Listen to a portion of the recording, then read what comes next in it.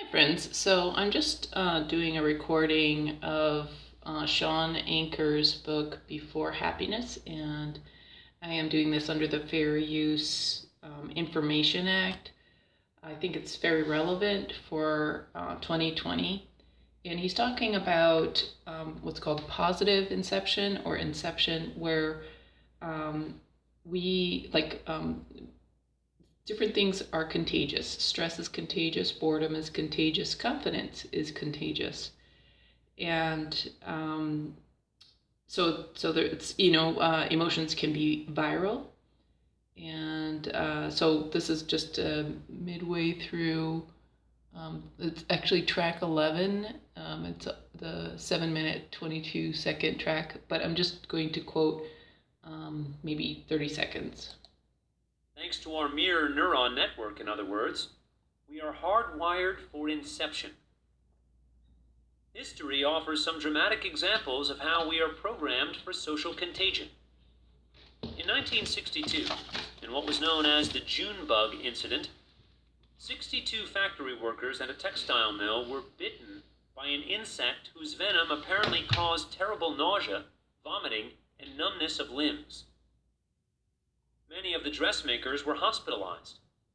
Yet after months of investigation, the Communicable Disease Center, CDC, found that the symptoms had been caused not by the venom of a mysterious insect, but by sheer communicable anxiety. As it turned out, the dressmakers had been bitten by mass hysteria. Perhaps my favorite example of social contagion on record is the dancing plague of 1518. Not quite as scary sounding as Ebola or the Black Death, but more interesting. According to reports, it began when a woman in Strasbourg, France, known as Frau Trophia, started dancing in the streets and could not stop. Eventually, she collapsed from exhaustion. At first, people thought she had had a psychotic episode, and that was the end of it. But then she started dancing again. In the next few days, 30 other people also experienced this same uncontrollable need to spastically dance. By the end, the authorities had to get involved because 400 villagers were compulsively dancing day and night, and not out of joy either. This was manic, desperate dancing, resulting in heart attacks and, incredibly, deaths. Frau Trophia's bizarre behavior had become wildly contagious.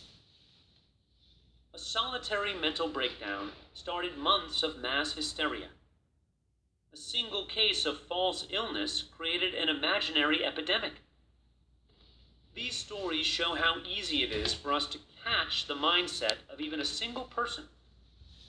There are tons of stories like this in social psychology, but if you've read the research or taken a class on the subject, you'll know that people rarely talk about the positive contagions that have occurred throughout time.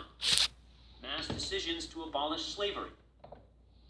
But, sorry about the mess, but I just think this is important to note that maybe there's a mass inception, mass contagion, inception mental thing going on.